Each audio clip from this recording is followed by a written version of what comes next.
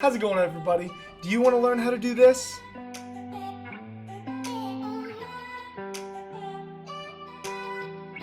I'm going to show you how to time remap your clips in Adobe After Effects right after the intro.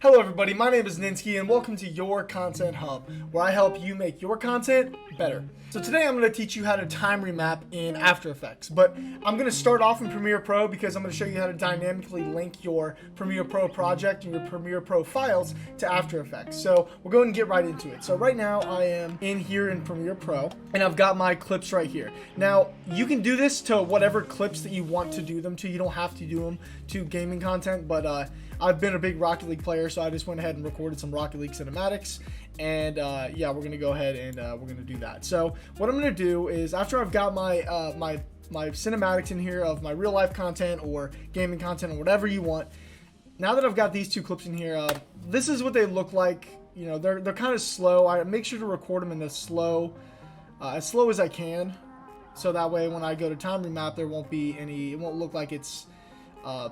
There won't be like weird frame blending stuff. So I'm gonna go ahead and I'm gonna speed this up to about 200%. That should work just for these tutorials right here. 200, and this is gonna be the duration of the clips. So those are the duration of the clips. But what I'm gonna do is I'm gonna go to my first clip right here, and I'm going to right click it and I'm going to go to replace with After Effects composition. Now this replacing with the After Effects composition is really nice because you don't have to like go into After Effects, make your own file, and then take that file and re-import it back there. This dynamic link that I'm creating between Premiere Pro and After Effects makes the workflow a lot easier to do. So here I am in After Effects, and now what I'm going to do, and this is very easy actually. There's two ways you can time remap. One, you can use something called Twixtor, but that is an external plugin and it does cost money if you pay for it.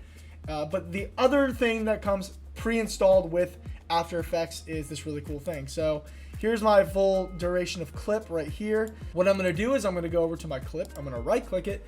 I'm going to go to time and enable time remapping. And this is going to pop down right here. So I'm going to make a keyframe at the beginning. Push this little button right here to make the keyframe at the very beginning of the clip, and then I'm going to drag my cursor all the way to the very end of the clip, and I'm going to click the keyframe button again to make another keyframe right there.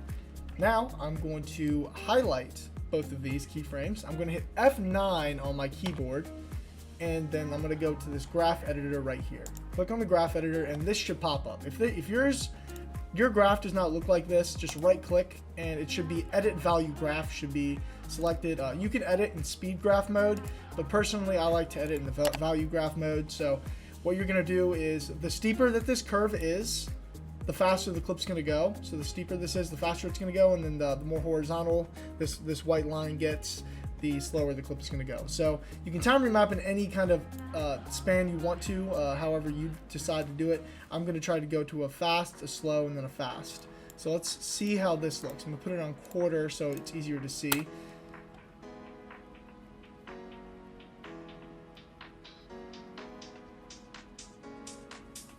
It's a little choppy. I'm going to reduce it a little bit.